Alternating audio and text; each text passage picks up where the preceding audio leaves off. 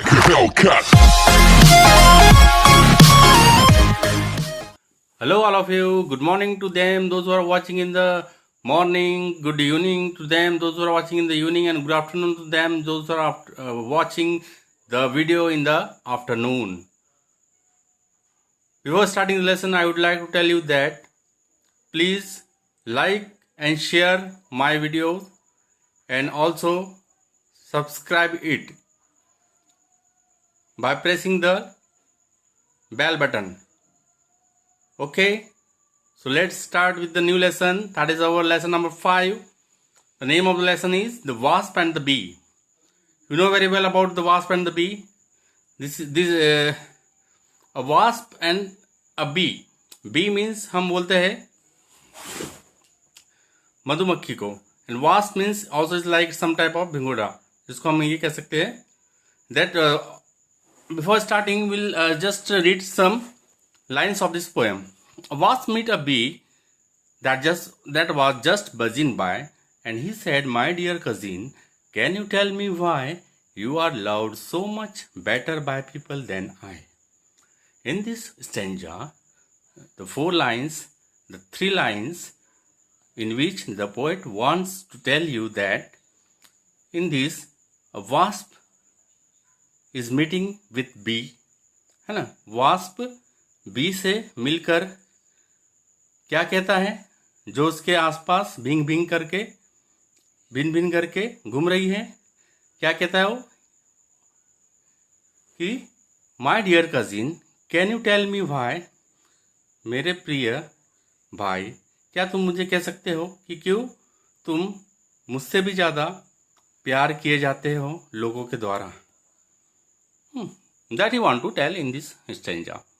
That means wasp is asking that, asking means asking the question to the bee that, my dear cousin, tell me that why you are liked and loved so much than I by the people. Okay. Then again he says something more about his look. What he says? He says that why my back is as bright as yellow as gold, and my shape is most elegant to behold, yet nobody likes me for that I am told.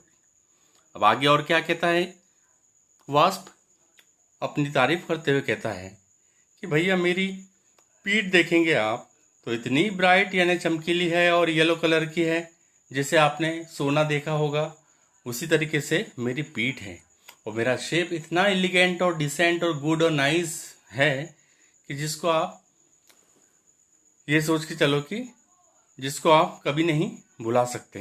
एक बार देख लिया आपने तो आपको अच्छा ही लगेगा. फिर भी कोई मुझे पसंद नहीं करता है, ऐसा वो कह रहा है. फिर भी उसे कोई पसंद नहीं करता, इतना अच्छा आउटलुक होने के बाद भी उसे कोई पसंद नहीं करता है. तो ये this are the lines that are been told in this stanza by the poet on behalf of the wasp. Then says the bee.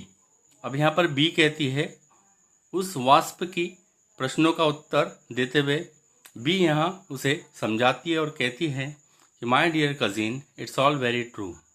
जो भी तुम कह रहे हो मेरे प्रिय भाई वो सब सही है, but indeed they would love me no better than you if I were but half as much mischief to do. ये बात तो सही है मेरे प्रिय भाई कि आप जो कह रहे हो कि आपका इतना डिसेंट लुक है, आपका इतना ब्राइट येलो कलर का बैक है, आप दिखने में भी बहुत सुंदर हो, फिर भी लोग आपको पसंद नहीं करते हैं. लेकिन मेरा एक कहने का यहाँ तात्पर्य ये है कि मुझे भी कोई पसंद नहीं करता, लव नहीं करता आपसे भी ज़्यादा, अगर मैं थोड़ा भी मिस्चीफ होता. मिस्चीफ यानी naughty.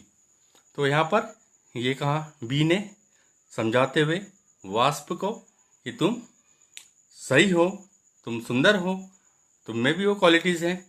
Qualities in the sense कि दिखने में अच्छे हो आप, लेकिन आपके पास में एक ऐसी चीज़ है जो क्या करती है, मिस्चिफ करती है, यानी नॉटीनेस करती है, यानी लोगों को परेशान करती है.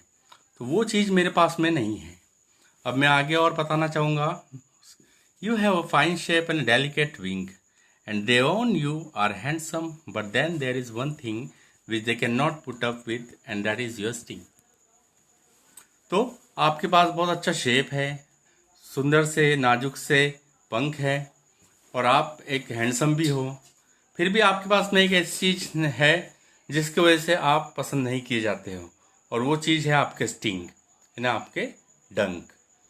Now I put it once to your own common sense, if you are not so ready at taking offense as to sting them on every trifling pretense.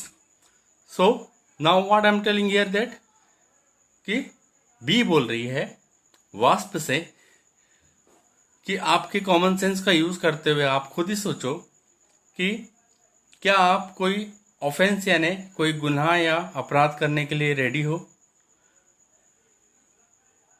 As to wasting them on every trifling pretence, यानी जो important नहीं है लेकिन claim कर सकता है आप पर कि आपका स्टिंग जो है वो बहुत ही खतरनाक है, और उसी से सब आपके ये लोग आपको पसंद नहीं कर रहे हैं. Then though my dress is so homely and plain as you see, and I have a small sting, they are not angry with me because I am busy and good natured be. माना कि मेरे पास में मेरा dress जो है वो बिल्कुल homely है, सिंपल है, प्लेन है, जैसा कि आप देखते हो, लेकिन फिर भी मेरे पास में एक छोटा सा स्टिंग यानी डंक मारने का कांटा है. They are not angry with me, और उसकी वजह से वो मुझसे गुस्सा भी नहीं होते, क्योंकि मैं हमेशा बिजी रहने वाली और गुड नेचर्ड भी हूँ. गुड नेचर मतलब अच्छा नेचर है उसका, और वो बिजी रहती है हमेशा, इसलिए वो किसी का जानबूझकर नाम नहीं लेती, किसी को जानबूझकर परेशान नहीं करती, किसी के साथ नॉटीनेस नहीं करती है, ना ही किसी के साथ में वो कोई ऐसा ऑफेंस करती है जिसकी वजह से उसको यहाँ पर लोग पसंद ना करें. That is the James Taylor's poem, that is the wasp and the bee, is been explained by me. So at last in the end I would like to tell you again once more that please like and share the videos as much as you can, and